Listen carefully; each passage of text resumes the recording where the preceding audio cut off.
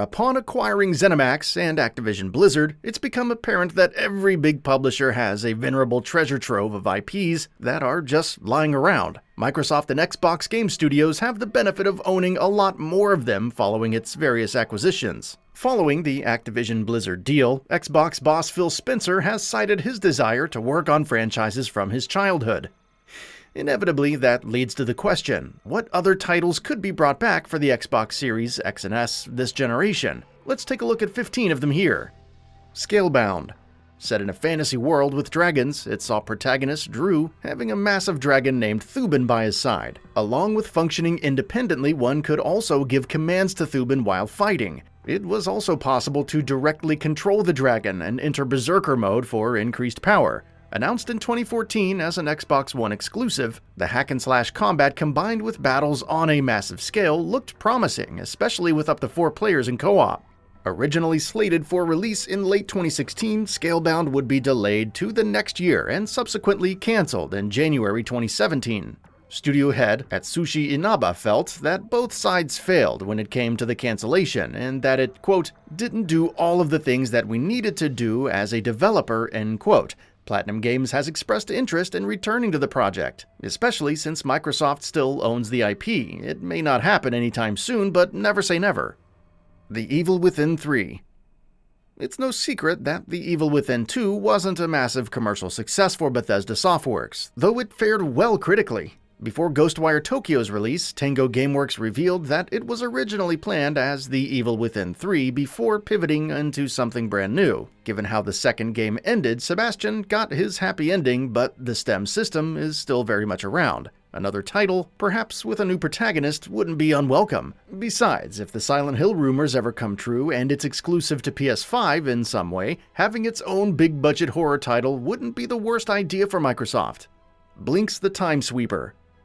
Back in the days of the PS2 and OG Xbox, mascots were a thing. Sony would introduce Sly Cooper, Ratchet & Clank, and Jak and Daxter to its platforming audiences. Microsoft, on the other hand, gave us BLINX, an anthropomorphic cat, and Time Sweeper, who ventured through timelines to recover crystals. Released in 2002 and receiving a sequel in 2004, BLINX offered some pretty cool time manipulation mechanics like stopping time, rewinding, speeding up, and more, along with puzzle platforming. However, average critical reception and poor sales meant that BLINX would be confined to history. A revival seems impossible, but its gameplay systems are just too interesting to leave behind. Perhaps with a brand new story and revamped design, especially for BLINX, the series could be something special. StarCraft Ghost. One of Blizzard's most infamous cancelled projects, StarCraft Ghost, was announced in 2002 as a third-person stealth shooter focusing on a Terran ghost named Nova. Developed by Nihilistic Software and set 4 years after the events of Brood War, it was being developed for the OG Xbox, PlayStation 2, and Nintendo GameCube. Unfortunately, it suffered one delay after another, and Nihilistic would eventually drop out, and Swingin' Ape Studios was in charge by 2004. Following the GameCube version's cancellation in 2005, the title was put on indefinite hold in 2006. It would then remain in that state before being cancelled altogether in 2014. Footage leaked in 2020 showcasing the different levels of gameplay and confirming that it did indeed exist in playable form at some point. The concept of a stealth title focused on the Terran ghosts still holds appeal, especially with the dearth of Splinter Cell-esque games over the years. But whether Microsoft deems it worth reviving remains to be seen. It would be nice for StarCraft fans, though. Ares. Perhaps even worse than the development hell that StarCraft Ghost underwent are the reports of Blizzard working on a first-person shooter set in the StarCraft universe. According to Kotaku, which spoke to sources in the company, the project, codenamed Ares, would focus on a Terran Marine fighting against the Zerg. It was developed on the Overwatch engine for roughly 2 years before being cancelled in order to focus on the hero shooter and Diablo. Sequels for both were subsequently announced at BlizzCon 2019. With so many first-person shooter studios under its belt, a proper StarCraft FPS, even if it's not exactly Ares, would be a dream come true. Tony Hawk's Pro Skater. At one point, Tony Hawk's Pro Skater was viewed as an incredible franchise, before unnecessary gimmicks, poor quality control, and excessive milking earned it tons of ire. If the remasters for Tony Hawk's Pro Skater 1 and 2 proved anything though, it's that there is a market for those who want excellent pro skating action. With Microsoft now owning the IP, it's a question of taking what works and building on it, maintaining the same gameplay while providing new playable characters, incredible new levels, which is easier said than done, and a rockin' soundtrack. A remaster of Tony Hawk's Pro Skater 3 and 4, along with Underground, seems a given, but a brand new sequel has to happen at some point, regardless of Visceral Games' current status. BANJO-KAZOOIE. Ever since Microsoft acquired Rare in September of 2002, fans have been asking for follow-ups to beloved titles like Banjo-Kazooie. Instead, we got Banjo-Kazooie Nuts and Bolts, a game which heavily de-emphasized platforming in favor of creating vehicles. Surprise, surprise, some of them were a real chore to control, and the entry ended up as a black sheep among the fanbase, despite not being outright terrible. We hope that someday we would receive the fabled Banjo 3E and engage in a new platforming adventure with tons of stuff to collect. Someday, for sure. Killer Instinct. The Killer Instinct franchise has always served as an outlier when discussing fighting games, but its games are still tons of fun, especially the 2013 sequel. Credit where it's due, Microsoft pushed it as a major Xbox One launch exclusive. There just wasn't enough content, even if it was a free-to-play title. Iron Galaxy took over development with help from Rare and co-creator Ken Lobb from Season 2 onwards. Killer Instinct would then mature as one of the best fighting games ever made, with tons of different characters, a deep combat system with cool mechanics, extensive modes for both solo and online players, and a kick-ass soundtrack. Sadly, after the definitive edition's launch in 2017, there have been no more updates. Forget any hint of a sequel. With fighting games seeing a major renaissance, Killer Instinct is long overdue for a follow-up. KAMEO.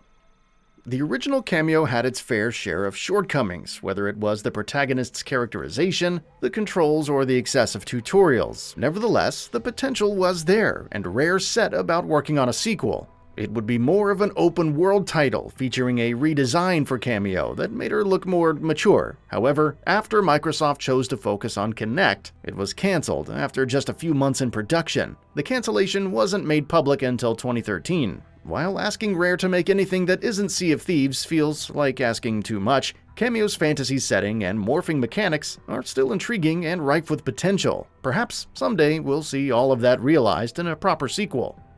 Prototype.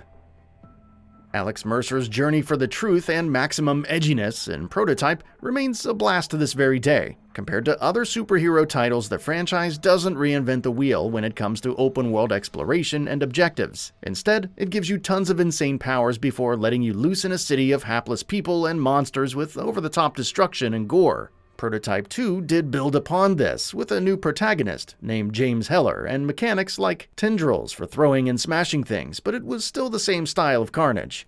Hopefully a proper remastered set of both titles will be released, especially after Activision's previous terrible attempt, and a sequel happens down the line. Wolfenstein. Yes, Wolfenstein technically received a sequel in 2019 with Youngblood, which focuses on BJ Blazkowicz's daughters, Jessie and Zofia. The shooter adopted a more non-linear approach to its mission design, along with some RPG elements and co-op support, with the AI controlling the other sister when solo. Aside from the result being mostly bad, to say nothing of all the bugs and questionable design decisions, it felt less like a true continuation of the story and more like a side story. Whether a proper sequel is in the works or another reboot happens, it needs to return to the series' FPS roots and have us control Blazkowicz for one last mission. Spyro the Dragon.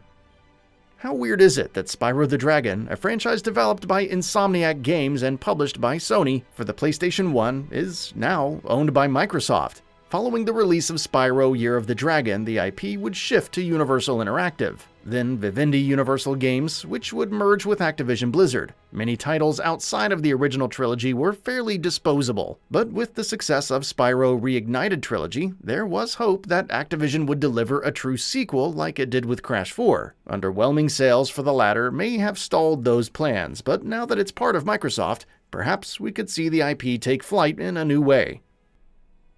The Lost Vikings. Blizzard earned its reputation back in the day with real-time strategy titles like Warcraft and STARCRAFT. However, it was also known for The Lost Vikings, a quirky puzzle platformer that was initially released for the Amiga and DOS in 1993, Before coming to Sega Genesis in 1994, it would receive a sequel in 1997 with the same sense of humor but a more unforgiving difficulty. Since then, the Vikings have made sporadic appearances, mostly as references in other Blizzard titles, though they would also be playable in Heroes of the Storm. What a new title would look like in this generation is unknown, but perhaps Microsoft could go the Battletoads route and have a new visual style, while retaining the same classic platforming. Viva Pinata. Yet another rare title with an intriguing concept, Viva Pinata is thankfully one of its better efforts, tasking you with caring for different pinatas in a garden. Various species can be attracted to the locale based on the work done, and even take up residence to build a community. All in all, the response around the franchise was uniformly positive, and its gardening aspects, incredible visuals, and chill atmosphere could work pretty well in a post-Stardew Valley world. Brutal Legend. Of the many odd titles that Double Fine Productions released, Brutal Legend was arguably one of its oddest, more specifically due to the various development troubles and a lawsuit with former publisher Activision that affected development. Electronic Arts would end up publishing the title in 2009. It was criticized for its abrupt end, but generally reviewed well. Double Fine began work on a sequel which would have featured a fourth faction and major boss, but it was subsequently cancelled by EA, which nearly sank the company. If Psychonauts 2 could see the light of day after so many years, perhaps it's not too far-fetched for Eddie Riggs to have one last hurrah. And with that, we reached the end of the video.